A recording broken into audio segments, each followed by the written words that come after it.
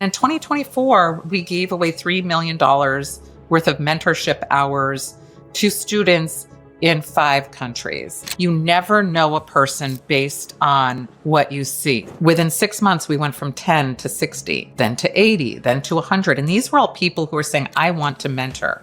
So we had all of these, like we have an astronaut, we have all these people who have done world-changing things who couldn't find mentees. There are all these people that people would pay money to talk with, and they're looking to give away their expertise for free, and they don't have a match. And a lot of people think that mentoring and coaching is the same thing, and it's not. Welcome back, everybody, to Flipping the Lid. You know what we do here, and we always have real, raw conversations with some of the most impactful and influential people in this world. And today, our guest is no different. Though I've not spent a whole lot of time with her, the little bit of time that I have spent made it very clear the dedication that she has to really helping level up individuals in this world and also providing opportunities for people to share and continue to share their wisdom. She's got a long history of helping people, of studying humans, of connecting individuals, and I just love to see how she moves through the world. Today, she's leading the Mentor Project, and as an applied developmental psychologist, she also has TEDx talks and multiple ways that she's spreading impactful messages throughout the world. And Deborah Heiser, I am excited to have you with us today. I'm delighted to be here. Thanks for having me on your show. Yeah, you're welcome. And so since you were on our other show, you're going to know this already, but the only question I ask every single guest on every show I have is, outside of however I introduced you and whoever you are, who are you in your words? So, I mean, if you want to know me as a person, I'm a mom and I am a wife and I am a friend who loves to play pickleball in my spare time. And work, I'm an applied developmental psychologist. I am the CEO of the Mentor Project, and I also authored the Mentorship Edge. I love that. Yeah, I did want to know who you were, and I love that you integrated pickleball in there. Of all the things that you could have mentioned, I love that one hit the top of the list. But, mom and wife, I appreciate that you started there as well. I'm going to just get totally ADD sidetracked for a second. We're not here to talk about pickleball, but I'm very curious. How long have you been playing pickleball? And how has that been involved in your life in whatever period of time? Because it's been a rising sport for sure. It has been a rising sport. And honestly, I'm not very good. And I've been playing, when I can, which means like it might be once a week, every now and then. That's probably the max that I play. But I love the community and the people. I'm really there for the social aspect of it. And there's something about pickleball, just the hitting the ball, the sound of it. I love it all. Yeah. Do you have a background in tennis or anything? No, which is why I stink. Okay. All right. So I was a tennis teaching pro and I played at a pretty high level for a long time. And then I played in adult men's leagues for similar reasons, community and keeping myself going on the tennis side. And I stopped genuinely about 10 or 11 years ago when I had kids. But this is what everybody has been consistently suggesting, is that I get into pickleball because I love ping pong. I've been like getting the itch. And so you were like maybe the universe nudging me to be like, no, go look down that path. So that's amazing. Like we talked about a little bit at a high level on our other show, I find that so often elements of what we do are driven based on our own personal desires, needs, problems that we've had to create solutions for otherwise. And in the short intro of briefing who you are, yes, you're a developmental psychologist. Yes, you have done these things, but you also are not a 20-year-old that's the only thing you've ever done. You've lived your life, you've done things, and you've used all of this to develop the philosophies that shape your work today. Could you give us a little bit of insight into maybe what got you initially on this path, or maybe what some of those earlier years for you developmentally looked like yourself? I can go way back. We can get in the way back machine. I'd say the very first thing that got me on my track was being a 5-year-old and riding around in my grandpa's gigantic Cadillac in Des Moines, Iowa in the early 1970s. So what he would do is to give my mom a break, take me in the car and go on his errands with him. And he was a guy who didn't just drive around. He told me about every single person that we passed. So he'd say, hey, see that Mary over there? She's had a hard life. She raised her kids, but she's been doing all of this stuff. And he'd tell me these stories about all these people. And I believed he knew them all, but he probably didn't. That was never established. The main thing, though, is he would tell me every time we got together, you never know a person based on what you see. So you saw Mary sitting on that bench. You don't know what inside story Mary has. So that stuck with me because every single week it was the same thing. I'd hear these stories about people. Well, I became a psychologist, right? Later on, that really made me start to think of people in a different way. Like I'd look at somebody and I'd be like, "Ooh, I wonder what their story is." So that started it. And then as a first gen college person in my family, I didn't really know what a psychologist was. I never knew what certain mental health things were, like depression or anything like that. So when I was in my early 20s, like between 19 and 21, I went down to visit my grandma, and she lived in Florida. And she was the kind of grandma that was amazing to be around. I could just bring shoes. She wore the cutest clothes, and she, always had her hair done. She was fun. So one time I went down and she was like disheveled grandma. She was not herself, and she was grouchy and, irritable. So I said to somebody at the independent living, there's something going on with grandma. And they said, don't worry, we're going to fix her. And I remember those words, we're going to fix her. And I was like, what are you talking about? And she said, your grandma's depressed. And I had never heard what that word was. I didn't know what that mean. All I knew was it made her a different grandma. And she said, by the time you come back to visit her, she's going to be better. She took a medication that didn't work well for her, and we're going to put her on a new one. Lo and behold, I go there and she's better. And I said, that's it. I'm going to be a grandma fixer. I am going to go out and do whatever this magic is and fix grandmas. So I switched my major and went into psychology, then went into research in a psychiatric hospital for about 6 years, doing geriatric research work. And then after my PhD, worked in research, ran a research institute in New York City for everything no one wants to have or get. So that was really how it all started. It was really, my two grandparents who were essentially the mentors for me to move forward and do what I do.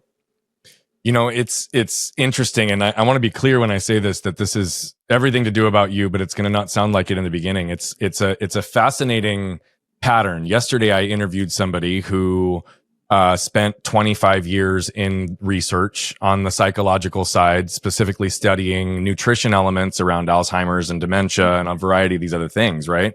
And why I say this is I've done well over 100 episodes, and I've interviewed across all my 3 shows probably close to 1,000 people. Wow. And I have never really had 2 people 2 days in a row highlight that, or their early shapings were driven largely by just their grandparents. Yeah.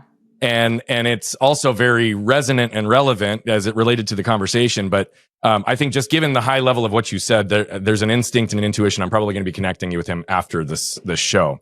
But I did hear, obviously, that you were shaped both behaviorally, and then you were shaped based on witnessing and learning in an environment what something could be in terms of possibility. Yeah. And again, I know that the focus was on your grandparents, and we're going to come back to that because I actually think that's extremely interesting. I am curious, though. I didn't hear you mention anything about your parents or other elements of your other early elements of development in your own family. Are there any areas there that had an impact as it relates to your care and desire to help other people in the way that you do? Or what were the impacts of what your parents' influence were, independent of what your grandparents were? Sure. Of course, we're impacted by everyone. And I'm a mix between my parents. My dad is an artist, or was an artist. And my mom has always been an entrepreneur, somebody who can hustle and make something happen. And, we moved from Iowa to New York, and that was a big shift. But I'd say that between the two of them, I was always able to see things in a way that was both creative and that was, put your head down, move forward, and make something happen. So that kind of logic of my mom and the more art of my dad, I can't draw anything. And I'm not, as good at what my mom was in terms of her entrepreneurship. I'm kind of in the middle. And that shaped me. I was able to really see that living in the gray area between two kind of more extremes in the way that they were, is really an amazing place to be. Yeah.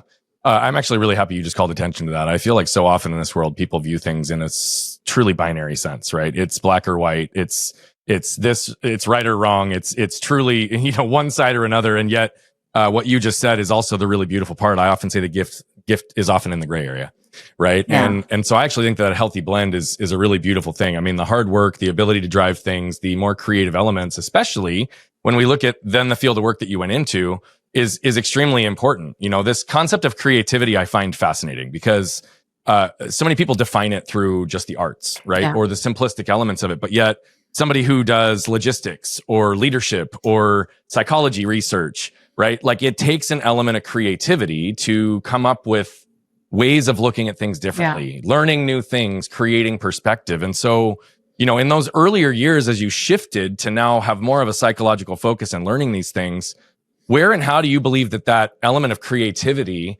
that you gathered from your dad shaped your trajectory? My dad is, he passed away, but every project I ever worked on, my dad would be like, I'll help you with that.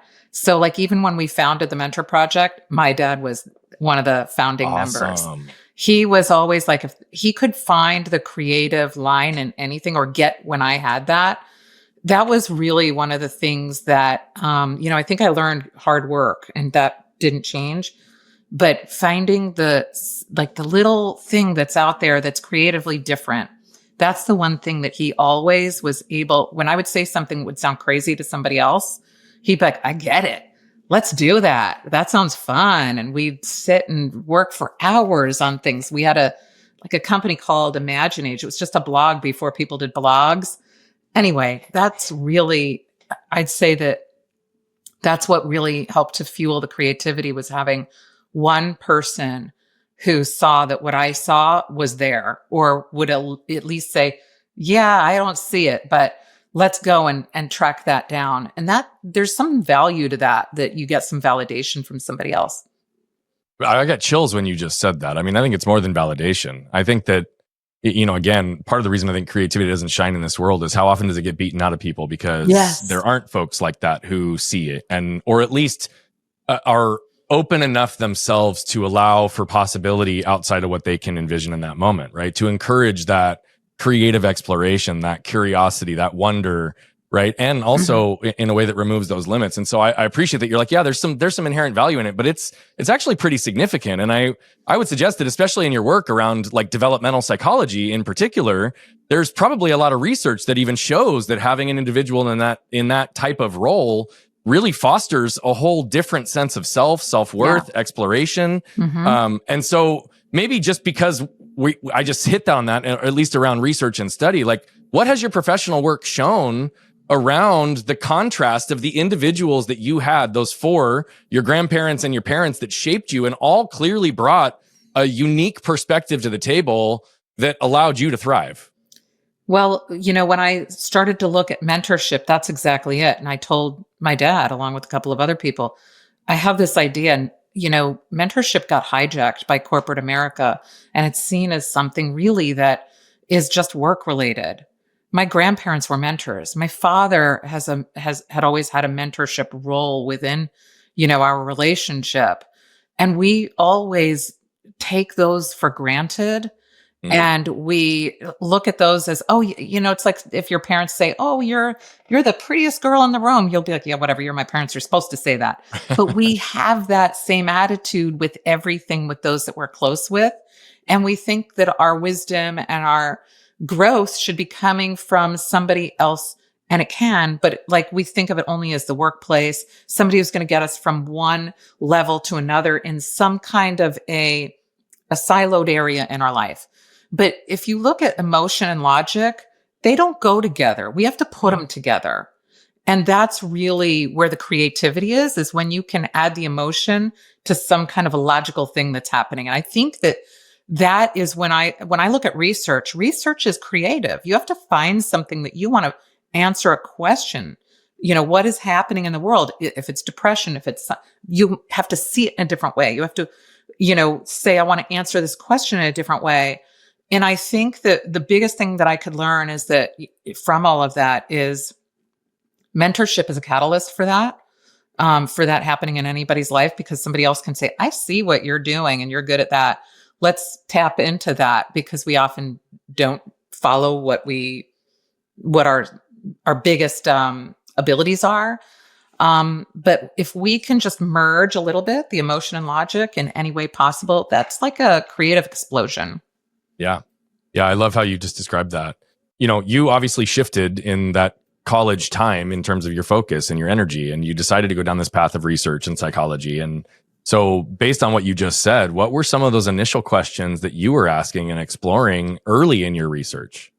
So first, I worked in a psychiatric hospital in geriatric depression. And I really got a good understanding of how to assess for depression and what it looks like in older adults. And then I went to a nursing home, and I was there not as a researcher. I was there doing something in graduate school called an externship. You go and you're supposed to go someplace and learn things and impress everybody. So they give you a nice letter and all of that stuff. So I went there, and I'm in a nursing home, and I'm looking around, and I said, people look depressed. They don't look happy. And I would say, hey, a lot of the people look like they're not happy. And the people who worked there would say, no, they are. We've been using this scale, and yeah, our ratings are great. And I was like, oh, all right, I must be the one that's wrong. I'm not the expert. And so I kept having this nag in the back of my head every time I went in there. I was like, it must be me. I'm just seeing something wrong or different. But I said to somebody who was really quite amazing to say, yeah, go ahead and try this. I said, I want to do a study and see if I just bring in a little questionnaire, if we can see how that looks with how you guys are capturing it. And they were like, sure, go ahead, knock yourself out. So I gave a questionnaire to 700 something people in the facility. And it turned out that showed a 44% increase in depression identification. Like that, it identified 44% more people than the other. And so I showed it to them, and they were like, oh, can't possibly be true. And I said, I think I want to do my dissertation on this. And the school said, sure, but you need more than that. How do we know that your scale isn't the wrong one? And I was like, well, certainly could be. So I called. I didn't even know. I was very naive. I called the person who was the gold standard in having a scale to assess for depression. And she was like, sure, go ahead and use my scale. So I gathered up some graduate students. We all got trained in how to do it. We did the scale, and it turned out that matched what the questionnaire was. And then it turned out that changed how the United States has to assess for depression in nursing homes, because I then did my dissertation on that and submitted as a journal article. But that was a new creative look at something. I walked in. Absolutely. I had that, and I think because I'd always had somebody that would say, your ideas aren't crazy, just follow it up. I was able to do that. And because I went in, and I had a grandmother who was depressed at one time, I went in and I saw them as people. All of these things, that everything merged together from my past, right, to that moment. But that one little thing made a difference in how depression was assessed. I think of that as a creative, logical merging. Yeah, absolutely. No doubt. And what's interesting is I wasn't even necessarily looking for the integration of the technology or the creativity on that, but yet you did that also. And that was an amazing way to just kind of weave together some of the different discussions we've already had thus far. I also have to kind of just reflect something back to you, though. You very subtly and humbly retreated as you weaved in, like, oh yeah, well, the whole nation changed the way that they do this in nursing homes because of my research and my paper. Right. And I just have to reflect back that to you, like, dude, that's badass. First of all, second of all, own that at an even bigger level, because there's no ego in that. And it's so obvious in the way you present it. But that's something that I think is super critical. And yet that was early in your career. Right. Yeah. So to have a win like that very early and have it be shaped directly and driven passionately because of what you witnessed with your grandmother, that's also a pretty cool full circle moment in a relatively short period of time that many don't get to experience. So was your research, I don't like to ask closed-ended questions. I don't know how else to ask this, but was your research in any way able to influence the trajectory or quality of life for your grandmother before she passed? No, she passed before that. Okay. But I look at every person that I meet, I kind of merge what my two grandparents said. There's a story. And, if I see an older adult, I think of them as the vibrant person that my grandmother was when she wasn't depressed. It was just a small period of time that she was depressed. Yep. But if you can imagine the most fun, amazing person in the world becoming the exact opposite, like the other side of the coin, I think that in some ways that was a gift for me to be able to see that, because it made me look at people and say, there's something else in there. Well, I don't know if you know too much about my story. And again, this isn't about me today. It's about you. But when I was 7, I was run over by a truck and my left arm was torn from my body. Right. God. And a whole bunch of trauma that was wrapped up in that. And the reason I go there for myself is because what you just said is the exact experience I had with my maternal grandmother. She was a polio survivor and was a badass. Right. And as a result of what she had to overcome, because she was told she would never walk again. Right. Like she learned and walked and just ultimately was a model for me on the physical recovery side. But that said, she was also one of the most intellectual, smart people I've ever met. She ended up going back to school and getting her undergraduate degree in her 50s. She was like a forever learner. And the reason I give this backdrop is vibrancy, right? Like always, like very activated, always one of my biggest fans. And 10 years ago, she got diagnosed with Alzheimer's and she's still with us, but she's a shell of who she was. Right. And to see all of that vibrancy, all of that will, all of that conviction, all of that intellect, right. And to see it dwindle away certainly gives a whole different perspective. Right. Because just to your whole point, whether it's someone in the later part of their life or somebody that's within our age range, at the end of the day, the question is like, what is their story and how do we meet them where they are? Yeah. Because that's what I think we often are missing in a lot of the elements of today's world. So that was awesome. A really cool win for you early in your career. Where did it go after the geriatric depression research? So I went to a cocktail party and I will tell you, I was feeling pretty high on myself. I was like, ooh, look at me. Look at me. I just did all this cool stuff. And I was, I went to this party and couldn't wait to tell everybody all of my amazingness.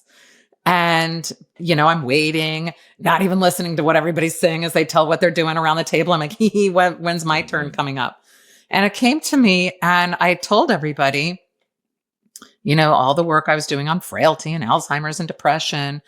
And there was not a response that I expected. In fact, it was not only not like warmly received, but the person across from me said, so what do we have to look forward to?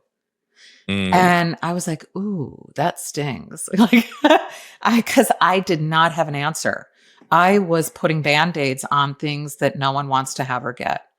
And so I really had to go look inward and say, even for myself, I was in my early 30s at that point, and I said, what do I want for my future? Yeah. It's not a Band-Aid on all this stuff.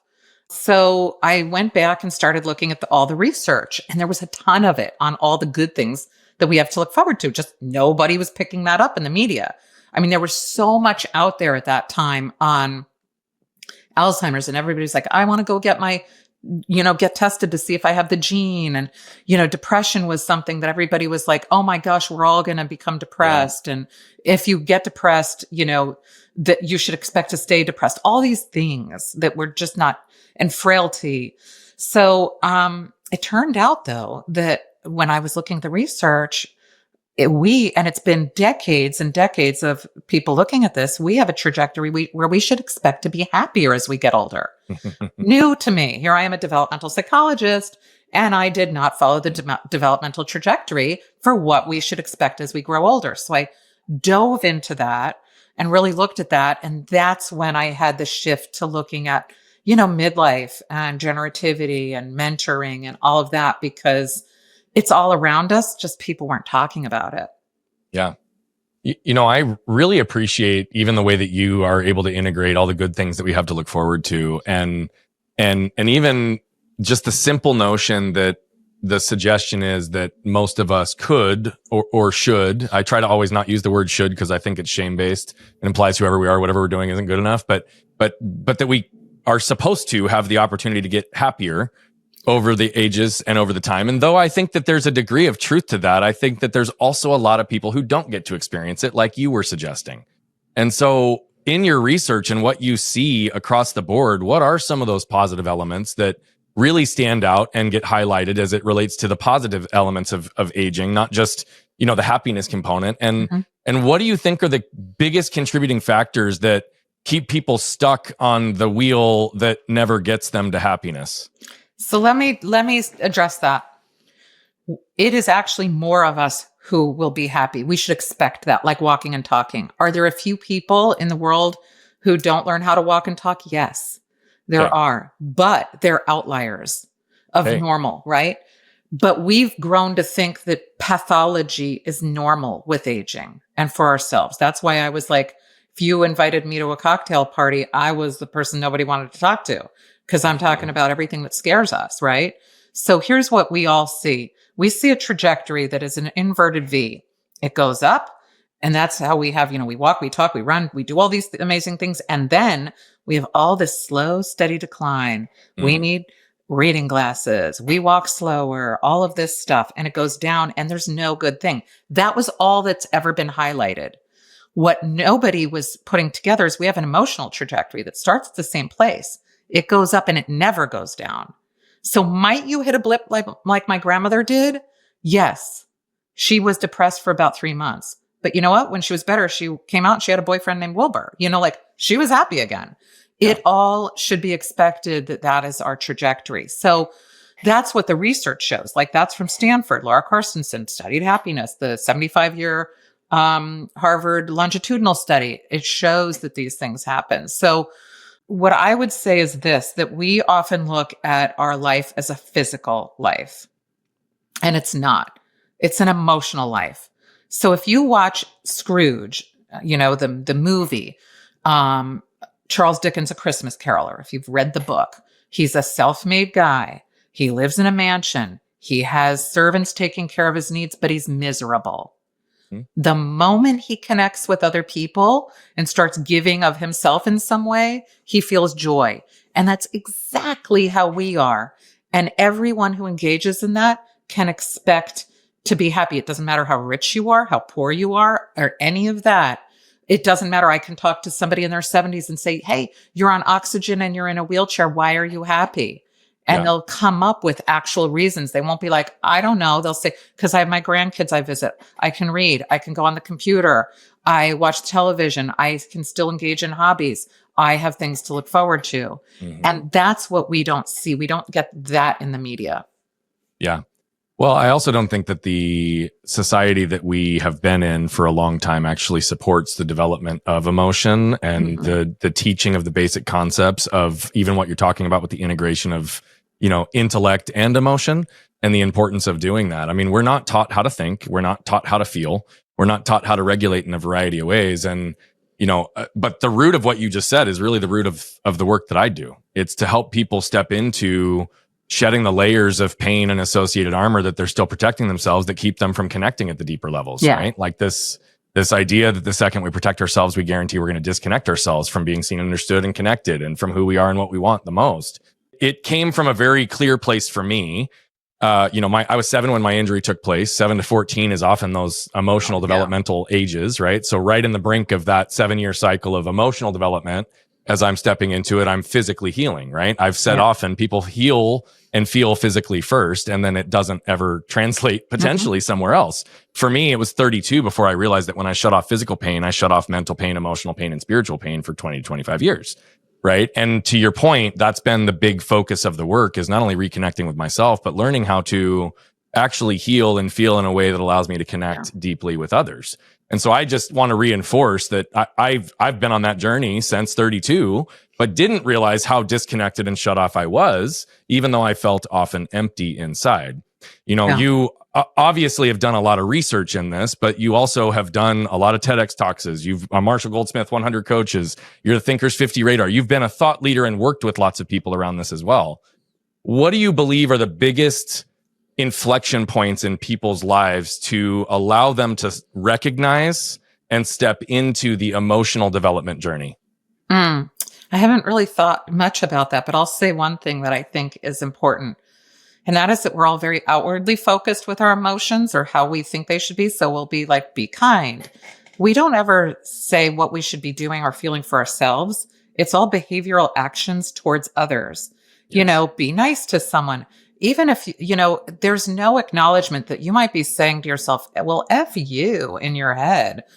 But you're saying, I better be kind.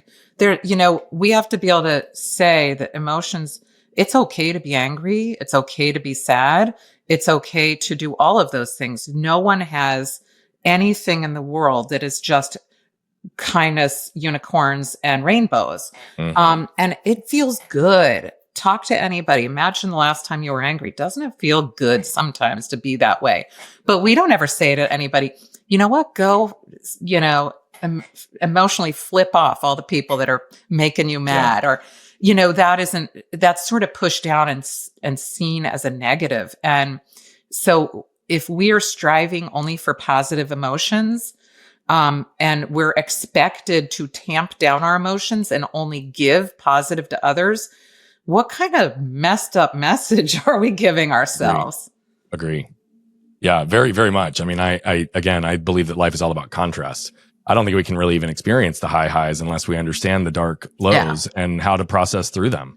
I mean, it very much is. And again, that's often what I think people have been taught, whether it's intentionally or unconsciously in terms of how they've learned to protect themselves in retreat, right? Like, people are not taught to express from that standpoint and to have the same level of kindness and generosity internal, and still to give themselves permission to feel the full spectrum of emotions. Because it's not that we aren't going to be afraid. It's how do we learn how to process that fear and what's it really about? It's not that we, can't be angry in moments. It's about understanding anger is a secondary emotion. What's underneath it? And what are we actually angry about and trying to push away? Yeah. And so much of what you're speaking to connects to that. Who, other than your parents and grandparents, were some of the most impactful mentors that helped you better understand and see yourself over your journey in development? I'll tell you, I had a college professor who was amazing. I've defined mentorship that, if you're getting paid to mentor, you're not a mentor, right? My professor would see me outside of the class time. I was a little bit of an older student. I decided to go back, right, to change my major. And so I worked my way through college. I paid for it. And so I was meeting with her, and she, outside of the classroom, and I was just chatting with her. And she said, I just want to give you a little bit of advice. Drop out of school or do something different. And it's because you're not doing anything great. You're doing everything okay. Wow. That could have felt really bad, but she was somebody I trusted. It wasn't like some random person coming and telling me that. And I didn't know what I didn't know. And I didn't know what I was looking forward to. It wasn't like there was somebody who was saying, here's what the college experience looks like and what your next job will be and whatever. So I was kind of floundering, and I needed somebody to say, pick it up somewhere. Like, what are you going to do with yourself? Because you don't have to do this. It's okay if you don't do this, but go do something you want to do and do it well. From that moment, I said, oh, I think I'll do this well. And that was one of the biggest things for me, because had I not graduated college, or had I not, pursued it in a bigger way, I wouldn't have gone and done anything else. Now, maybe it would have been something else I did and whatever, but that was a big moment. Well, I mean, I think it's a really powerful moment, because up until then, it sounds like your choice and your redirection was for your grandma, not for you. Right. Yeah. And so what I hear in that is, again, chase what's important to you, and you will automatically apply more of yourself and do it well. And so if this is what you're committing yourself to, like, show that this is what you want, not just you're doing it for your grandma. And even in the subtle sense of like that level of permission from an outside, from someone that you respected, saying, hey, it's okay to want this for you, but if you're going to do this for you, do it, right? Like, you're more talented and more capable than what I'm seeing in terms of what your actions, behaviors, and outputs are producing. And I think that that's an extremely powerful thing, because I think sometimes we can't see clearly in ourselves those components where a friend, a coach, a therapist, a mentor, someone who we put trust in can really help bring out in ourselves. And those are extremely important. So that was a pretty pivotal moment that doubled you down on the process. If you had to pick one or two other mentors and what the most profound impact is that they had on your life or your business beyond her, who would they be? They'd be probably some of the people who have helped me with the mentor project, because I honestly didn't know how it could be. Like, there's Jen Snow, who came in, and we were 10 people in the beginning. Maybe it's 7 people, and who were really working with the mentor project. And she came in and was like, you shouldn't have 10 people. You should have 100 people. And I was like, what? What are you talking about? That's crazy. And she had a different view of it that was much bigger than the tiny view that I had. I never would have seen it as being an organization that is a large organization. So seeing that from somebody, she was a lieutenant colonel in the military, she knew how to lead people. She knew how to have vision that was bigger than mine. And she was a mentor that, honestly, the trajectory of the mentor project is entirely different, because she came in and decided, hey, this is what I'm seeing from your little spark here. Let me show you what I see, and you can decide if you want to take it there or not. Yeah. Earlier in our conversation, you were talking about how your dad especially was able to really encourage and see things and support those bigger visions that others couldn't see in you, right? And yet, even as we've talked about through this whole call, all of us are human and all of us have these moments. And so even though you've gone after big things and done big things, you still were not able to see it to what it could be. Yeah. Right. And there were still limitations and probably some level of self-protection that was in there. But I guess that's what I'd like to focus in on for just a second. When you originally started, what do you believe was the areas of yourself that you were protecting that prohibited you from seeing the possibility in what it's now becoming?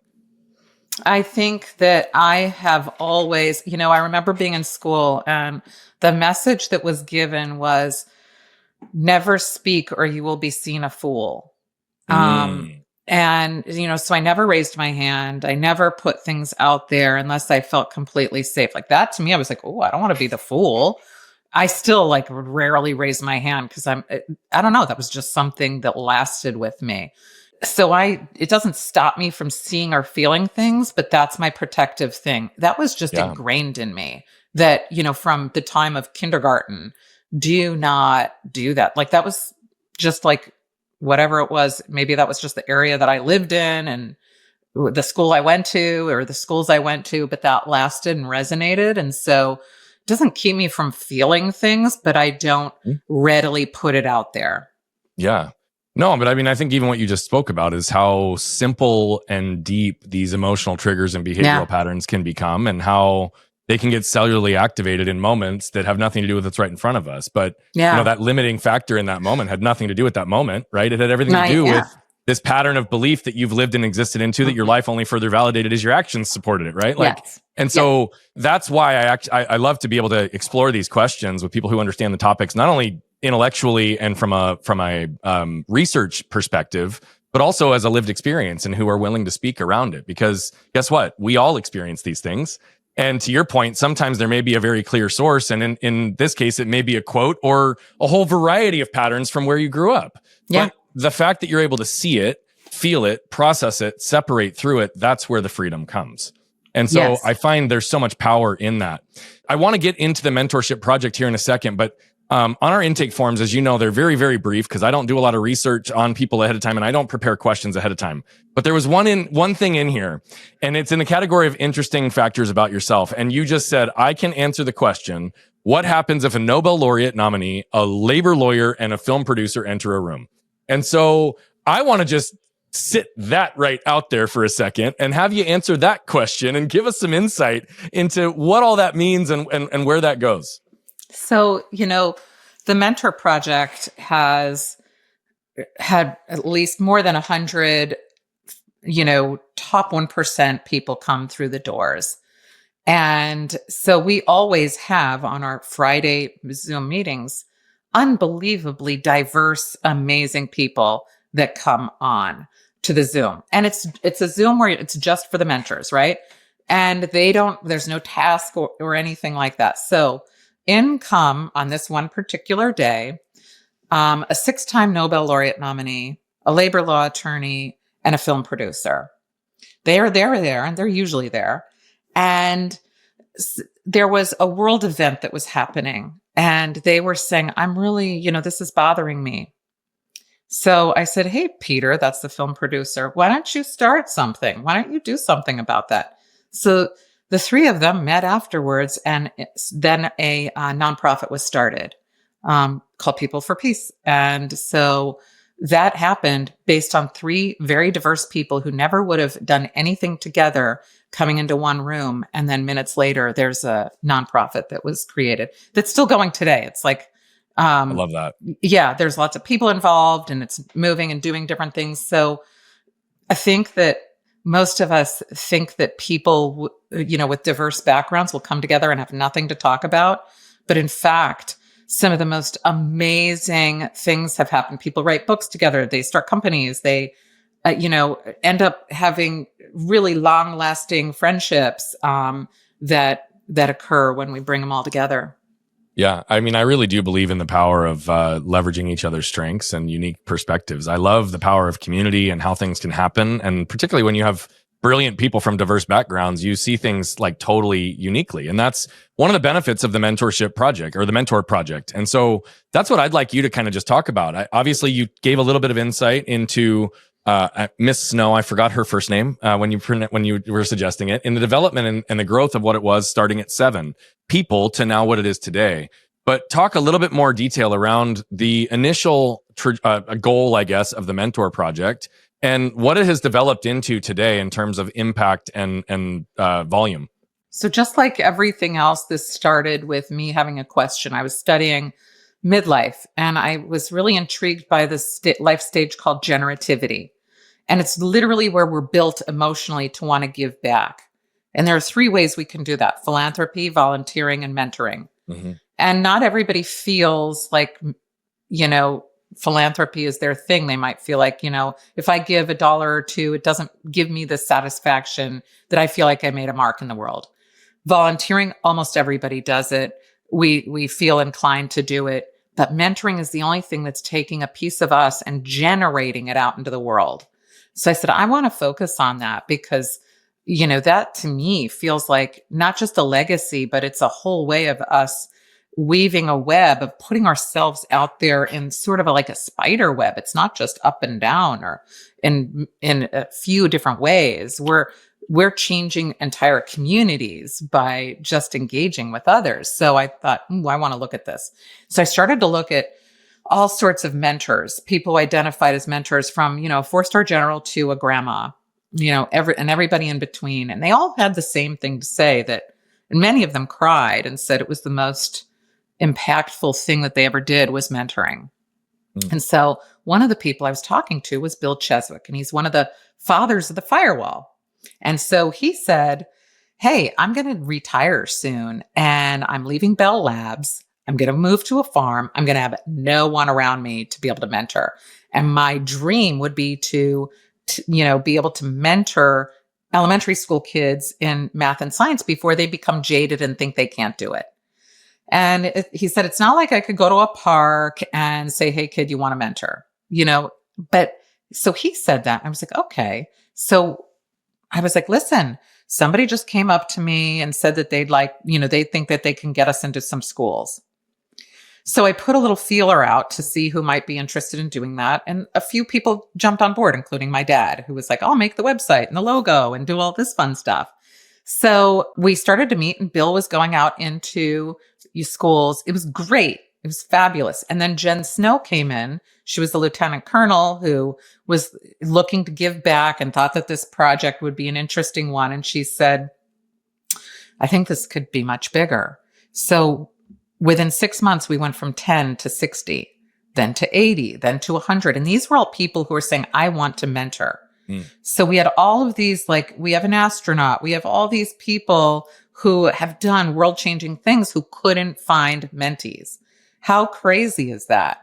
That there are all these people that people would pay money to talk with, and they're looking to give away their expertise for free, and they don't have a match. So we really made it so that it was a very easy thing. Mentees can connect with these individuals for free around the world.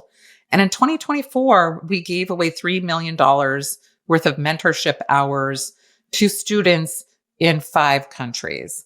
And the impact is unbelievable, in terms of communities being changed and not just individuals, but the mentors' lives being changed.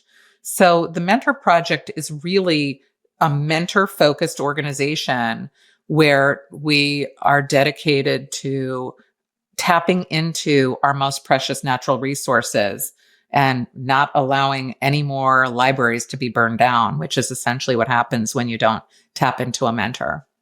Yeah, absolutely. So how do you all identify mentors and mentees, and how does the web that you've curated facilitate connecting people to the right mentors to learn or grow in the ways that they desire? So it's actually much easier than most people think, because we don't look at it the way that they do matching, where they're like, well, here's your mentor. And there's an expectation, a burden from the mentor that, oh my gosh, I better shape this life. And the mentee is like, oh my gosh, I better have something to talk about every week. We to remove all of that. But what happens is we allow people to see the mentors and what they do. So their expertise is out there. Now, if a mentee says, ooh, that appeals to me, either they hear them talk at on a panel. We offer that so people can actually get experience seeing people that they may not have ever had exposure to. But they see these individuals and then they say, ooh, I want to talk to that person. So it's not a blind match happening. So there's a form on our website. You click it. It says become a mentee. You fill out the form, and then the process of getting connected with a mentor happens. We usually try to match a person with up to 5 people. Even if you think, oh, that's not what I want, I will tell you that the most unusual pairings have often led to some of the most amazing pairings. For example, somebody who was one of the original people with OpenAI, their tech person, well, she works with somebody in psychology, and she's helping that person, mentoring that person through the dissertation and how AI can influence psychology. Now, that's a huge impact. But that was not, who would put AI with psychology? Most people don't. So these are the kinds that you would, yes. Yeah. But most people think you're right. Psychologist Most people don't do is that. psychologist. Mm-hmm. Or they think, oh, AI, somebody who's techie. And you need that creative little something from the outside to get to see something a little differently. So we try to do that. So the pairing isn't difficult. And we also say there's no failed mentoring. It's just not mentoring. So if I meet you and I'm like, hey, Brian, I'd love to pick your brain. And you're like, you know what? I don't want to mentor you. There's something I don't like about you. That is not failed mentoring. That just wasn't mentoring. We didn't get there. Wasn't the right fit. And then we say next, and that's all it is. So we take that pressure off of it all.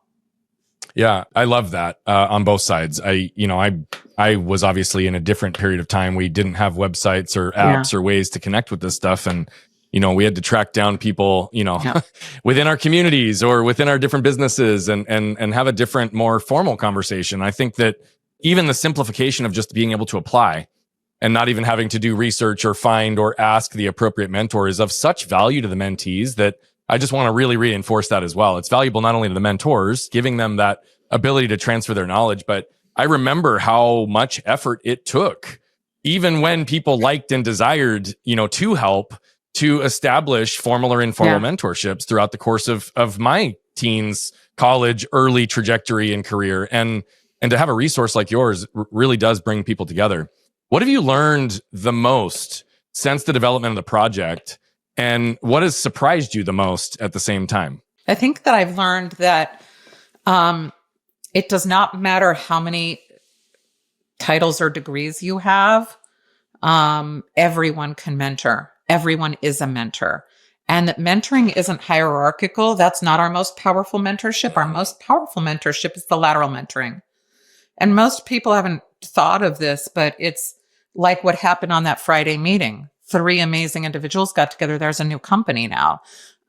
they each used their own area of expertise to make that happen. None of them could have done it on their own. So they each guided the other. So it's the understanding lateral mentoring and the impact it has. Every entrepreneur understands this. They just don't have terminology to express it. But that is that they can't say, oh, let me look at a boss or somebody 2 levels up and have myself pulled up. The founding of our country, all of the tech revolution happened because of lateral mentoring. So this is our most powerful asset that we have, is that we don't have to go far. We can just look to our left and look to our right. And that's one of the things that I learned and wouldn't have guessed. So that was kind of So it's also learned and surprised for you. Both, yeah. One and the same. Okay, beautiful. Talk a little bit about the Mentorship Edge book and where in the trajectory of the Mentor Project was it developed, and what will people be able to expect to extract in terms of knowledge and wisdom from this beautiful resource, independent of your organization? I had this book pitched in 2015, and it just wasn't getting the traction. And I finally wrote the book. I got, an ask to maybe consider writing a couple years ago. And then I came back to it last year and said, there are too many people that are talking about mentorship incorrectly. And it's thought of now as a job related thing. And honestly, I feel in many cases, it's more of an exploitation of the employees than an asset, because it's felt as a burden. Like, I better say I mentor, or I'm going to get a bad performance eval, or, that's right. And so that is not mentorship. So I wanted to give a definition. And a lot of people think that mentoring and coaching is the same thing. And it's not. We need both. We need mentoring and coaching. We need networking. We need sponsorship. We need advising. So when we think all of these things are the same, it means that we are limiting ourselves and the connections that we can make, the resources that we make available to ourselves. So I define mentorship.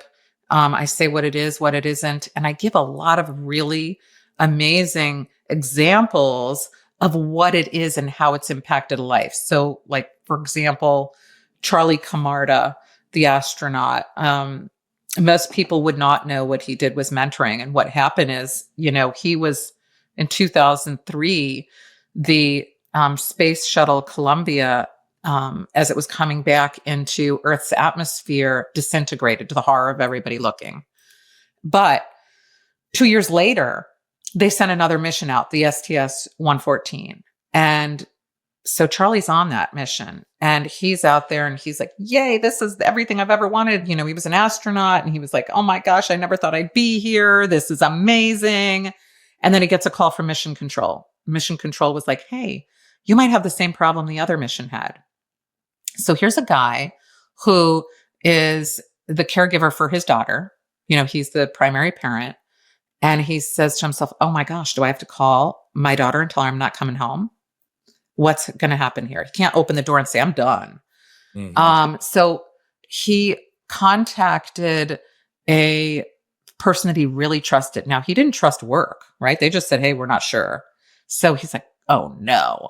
So he contacts one of the closest people that he knows, who he absolutely trusts his engineering and his ability to tell him if this is a survivable problem. And so he says, listen, do I have to call my daughter, or can we fix this? So the guy works with Charlie over the phone from space and says they determine he needs to say there has to be a spacewalk in order to fix a teeny tiny tile that's outside. Now, like, CNN has covered this. This has been a movie now of what this problem was. They do it and they get home safely. That guy was a lateral mentor. Yeah. He contacted a mentor who had a different area of expertise than Charlie had, and he saved all of their lives. And that is something that most of us don't realize, that we do this all the time. Who do you call in a time of need? When somebody helps you, that's their mentor. Yeah. And we don't realize that lateral mentorship is the one that is the most impactful and most explosive for us. Yeah. Well, I think it's really powerful. And you brought that up twice, and I think often people think mentorship is someone older mentoring someone younger, right? Lateral mentorship highlights that. But I think if we boil it down to skill sets, wisdom, and experience, right, it can even be the reverse. I'll share right now. 2 months ago, I decided to invest in something because it was of interest to my son. It's been a video game that I have not been a fan of. I'm not a big gamer myself, but he is very good at it, loves it, all these things, to the point that I bought my own Nintendo Switch to play with him so that we could do this game together. He's been mentoring me for 2 months on 2 years of knowledge, but like in my son's ability to teach me something in an area that he's interested, he's mentoring me, and he opened up my whole brain and mind even to what this game is as it relates to creativity and leadership and teamwork and communication and strategy. And like, there's all these pieces that I didn't see at the surface that his experience helped me witness. And so in your organization or in otherwise, are there examples of situations like that you could share with someone way younger, actually mentoring somebody maybe way older than them, but with a skill set or experience that is unique to the younger person? So I'll tell you how age really doesn't matter. And that is when we talk about things like culture. So, that whole saying, okay, boomer, came around because people were not understanding each other's, decade. And we have to learn, and we've learned this from the Mentor Project, that when we get to see the insight of different ages, I'm not the oldest, I'm not the youngest. So mentor and mentee, it's like a pot full of culture. And everybody is sharing that. And that's a big lateral thing that's happening. It can seem hierarchical because of the expertise in terms of where you are. But culturally, you could be a 10-year-old and you understand your culture better than anybody else. So you are the expert. You're at the top of that ladder. Whereas a person who's, 55 is the expert at that age. And that's something that most of us don't understand. That's why a lot of messaging is wrong when people do messaging and when they try to market things to people, and they forget that there is a demographic that might not have your same culture, your same value. The traditions might not be the same, those kinds of things. So I see that within the Mentor Project, and I get to see even globally how there needs to be a viewpoint of somebody else's literal culture from where they live in another country to, you can then infuse things in a different way. So those are some of the most powerful. Now, do we see this every day? Yes, but we don't think of that as mentorship. But how else are we going to learn? And, people think of mentorship strictly as work. But in the Mentor Project, not only have I been able to see that culture, but it's our religion. How did that get passed down? Whatever one you subscribe to, that's centuries. You didn't open up a box one day and say, this is for me, and now here I'm going to do this. And it hasn't changed much. And if you look at your holiday traditions, if you look at your family values and whatever that is, that's mentorship.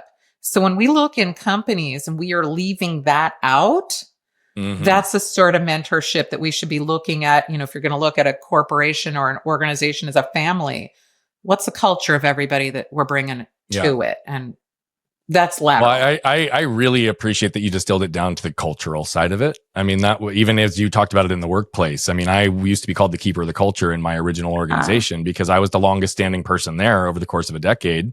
And we'd built it from $250,000 in revenue to over 15 million in revenue, and 2 of us to over 60 associates. So I was kind of the keeper of the wisdom and the knowledge, right? The history, the culture. And that would often equate to mentoring in ways that had nothing to do with what we were actually practicing, but more the cultural elements that were there. So I really appreciate that distinguishing factor and how you define that.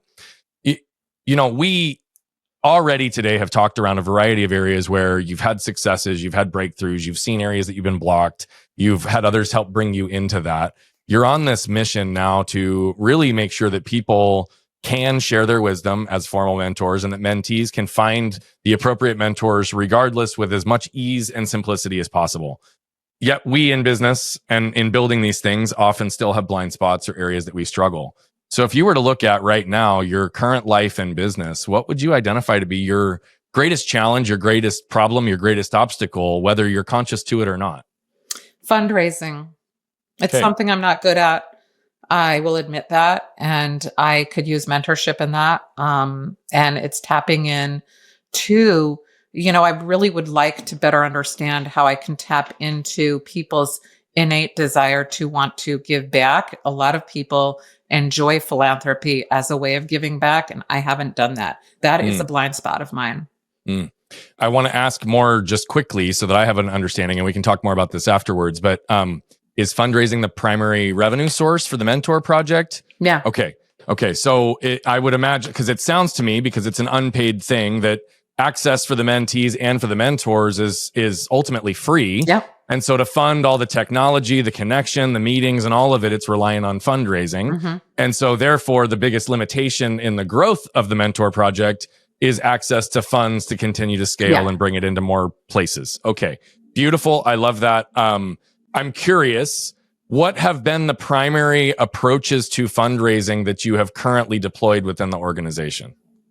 So we will put out fundraising, appeals to people, put it out to the board, the advisors, the mentors, and others to put it out there. We'll put it on social media. We, have put that out to our partners, other organizations that we work with.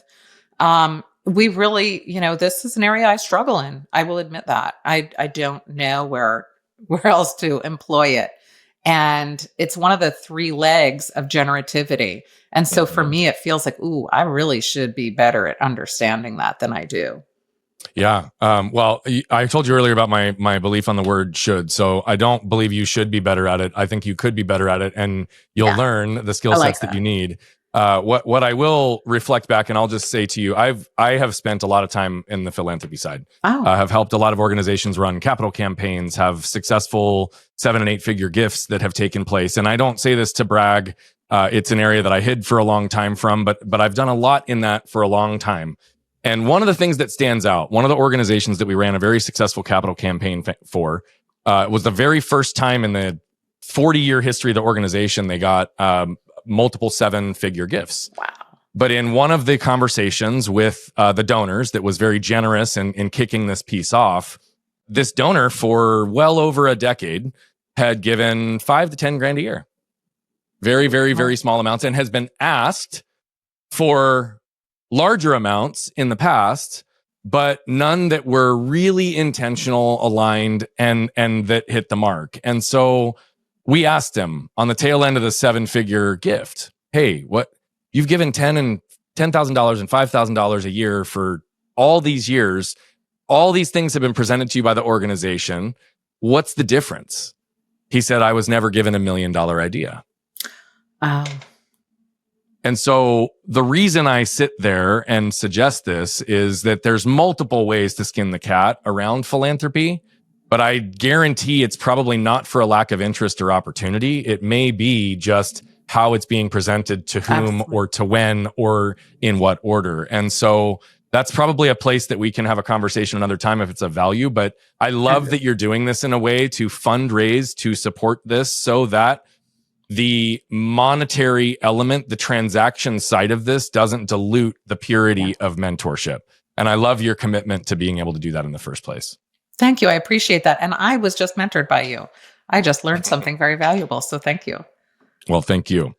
My friend, I have really enjoyed our time together today, and I love the work that you're doing. Is there any closing message that you want to leave people with? We're going to have all your links, the things to your books and everything in the show notes, so they'll have access to find everything they need to. I'm hoping you can put a fundraising page in there as well, so that if any listeners feel compelled, they can donate. But what message would you like to leave everybody with? Look to your left and look to your right. You're looking at your next mentor or mentee. Oh man, I love it. Deborah, thank you so much for being with us today. Thanks for having me. You're awesome. Thank you so much. Thank you very much. And for those of you that just watched Deborah flip over her lid and jump in, she talked about both conscious and unconscious elements that patterned and shaped her life, her decisions to jump into the things that she did, her curiosity and creativity that drove solutions that allowed her to have impact and ripple effects through the world. She's still doing this today. And as someone who was highly mentored through the course of her life and development, she's now committing the rest of her life to ensure that people get the mentorship they need. Sometimes it's as simple as just asking. Sometimes it comes from a place you can't even recognize. And as she just said, look to your left and look to your right. That's your first mentor. The first place I want you to start, though, is look inside. What can you learn from yourself, and where do you need to close the gaps? All of us have that ability, but it begins and ends with you, and then ultimately who you surround yourself with. But in order to do that, you're going to have to flip open your lid and stay in your can. What you can probably tell by now is that I love telling these stories, but what I love even more is the impact that's coming from them.